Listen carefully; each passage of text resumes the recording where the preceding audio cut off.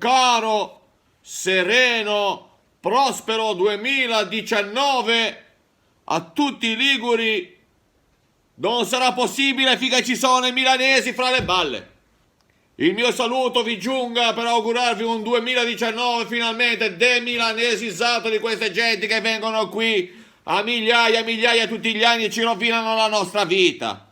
Questa gente che viene qui aiutate da queste ONG, le organizzazioni non genovesi, sotto il cappello protettivo dell'ONU, l'organismo dei navigli ultraspana di merda. È ora di dire basta. Leviamo al cielo questo grido di battaglia anche per il 2019 che è Milano Suga, ma tanto anche. Rivolgo un caro saluto a tutti i liguri che hanno svolto queste feste in maniera tradizionale, facendo il tradizionale presepe ligure, che è il presepe normale, solo che è ambientato in Liguria. Sono tutti anziani, non c'è il bambinello per via del calo delle nascite.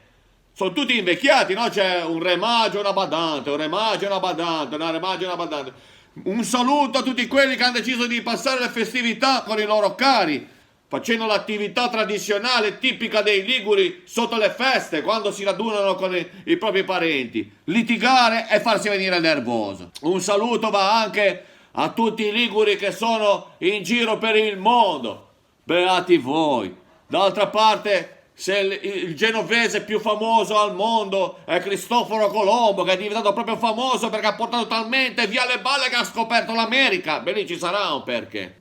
Ci lasciamo alle spalle, ahimè, un anno in cui sono successe delle cose non belle. Mi riferisco, mi avete già capito, a questo fatto raccapricciante di questa cosa che è successa a mio cugino, no? Che c'ha questo negozio di panificio e focacceria nel budello di una località di mare del Ponente Ligure, che alle 11:15 di qualche giorno fa c'è entrato uno di questi milanesi cartofer e lui stava servendo già un altro signore, no? In maniera professionale, ci stava tagliando una fetta di focaccia. Alle 12:15 sto qui inizia a sbuffare, inizia a dire ma ci vuole ancora tanto, vuole mettergli la pressione psicologica, no? Invece non si è fatto prendere, con calma ha continuato a servire questo signore.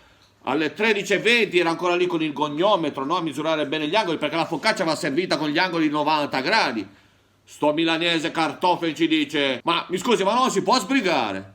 Beh, lì mio cugino ci ha detto mia Beckenbauer, se non ti va bene vai in un altro negozio. Sto qui gli ha detto ma gli altri negozi sono tutti chiusi. Mio cugino, ah è vero, ha chiuso la sala cinese, se n'è andato, è ancora lì quel figlio di una Merkel. Chiuderò questo mio saluto con una frase di Madre Teresa di Calcutta, no? Che era di Bogliasco. Di Calcutta è un soprannome per via dell'alito. Lei raccontava la Sacra Famiglia il giorno di Natale nella capanna. C'è il bambinello, c'è la Madonna, c'è San Giuseppe.